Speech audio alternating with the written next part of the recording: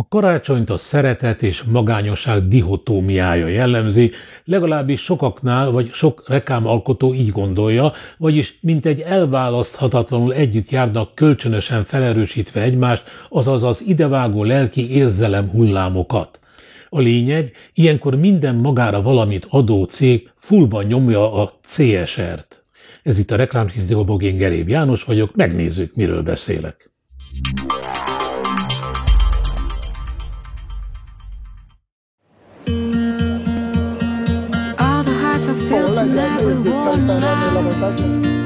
That's what we forget to say. We could be anything we want.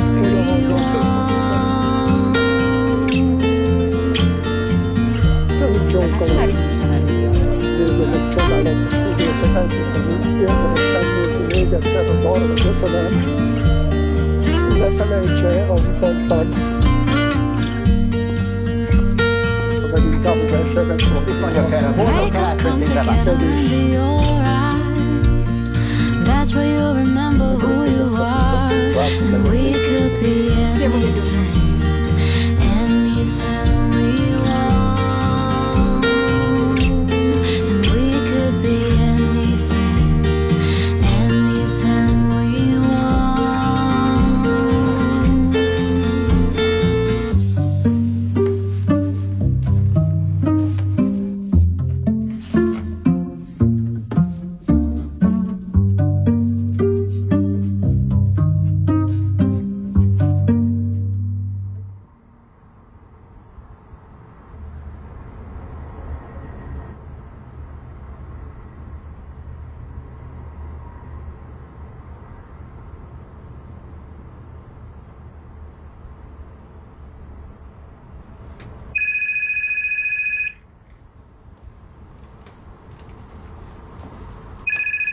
Halló!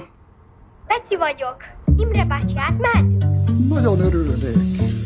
A Vodafone több ezer magányos emberhez visz eszközöket és internetet. Tegyünk érte együtt, hogy idén karácsonykor senki ne legyen magányos.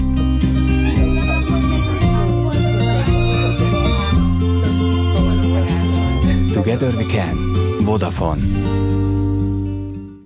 CSR Corporate Social Responsibility, azaz vállalati társadalmi felelősségvállalás, magyarán egy kis jótékonykodás, és igazán semmi köze a profitnöveléshez. Hidd el nekem, mert te sem attól fogsz terméket vásárolni, aki olyan kedves volt hozzád, vagy láttad, hogy olyan kedves úgy általában az emberekhez, mert az gyanús, nem? Just se attól fogsz vásárolni. De attól fogsz, de annak semmi köze a profitnöveléshez.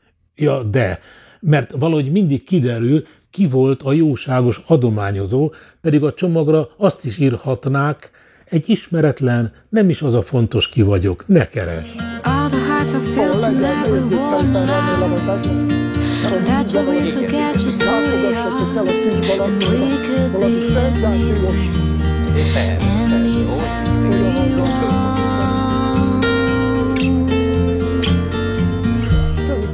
Szegény öreg bácsi nagyon-nagyon magányos, nincsenek gyerekei, a felesége is meghalt már rég, és karácsonykor csak ül a lakásban, és szomorúan néz maga elé.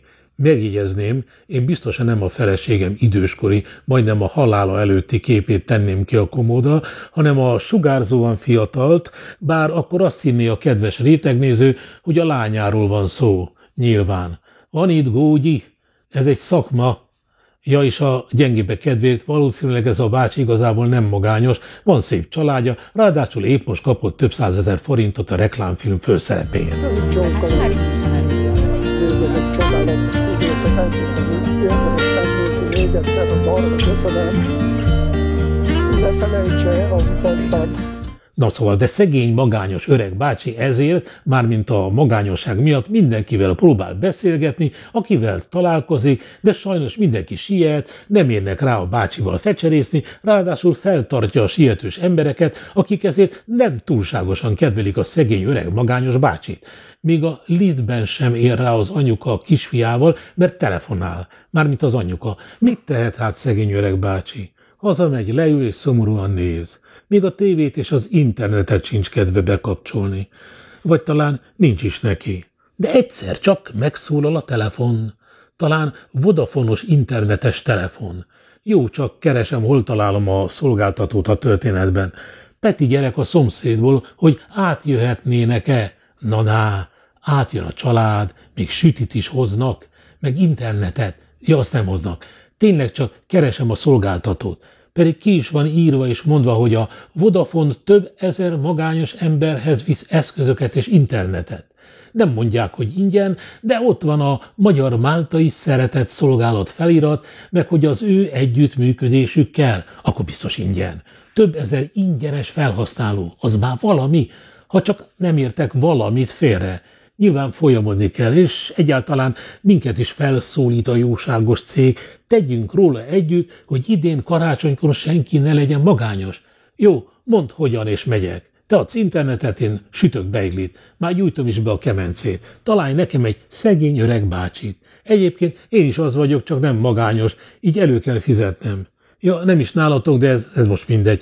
Biztos az én cégem is hamarosan jelentkezik valami hasonló ötlettel.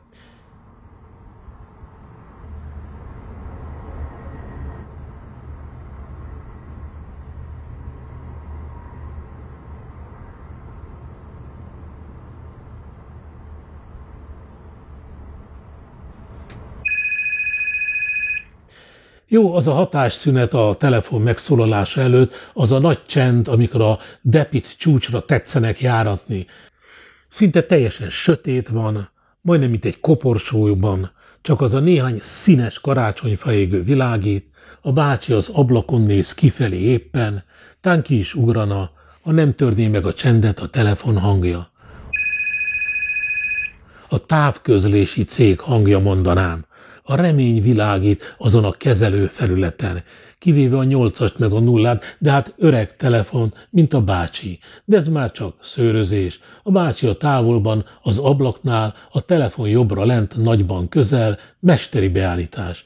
Mindig, amikor látok egy ugyanilyen megoldást, arra gondolok, nekem ez soha nem jutna eszembe. De félre a gúnya, lényeg a katarzis, a feloldozás, a megmenekülés, a révbeérés, a szegény öreg bácsi mégsem magányos szenteste. Egy darabig legalábbis.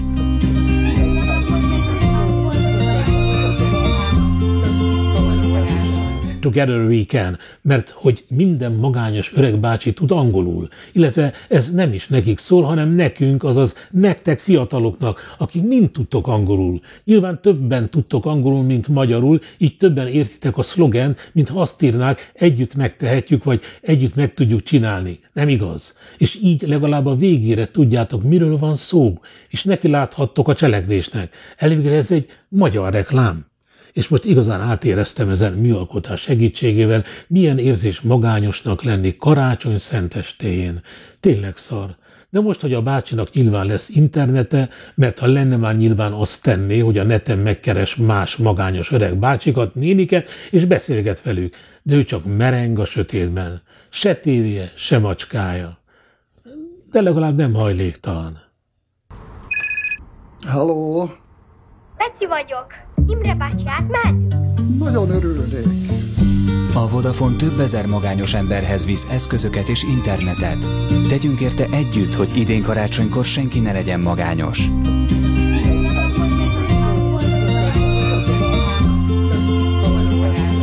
Together we can.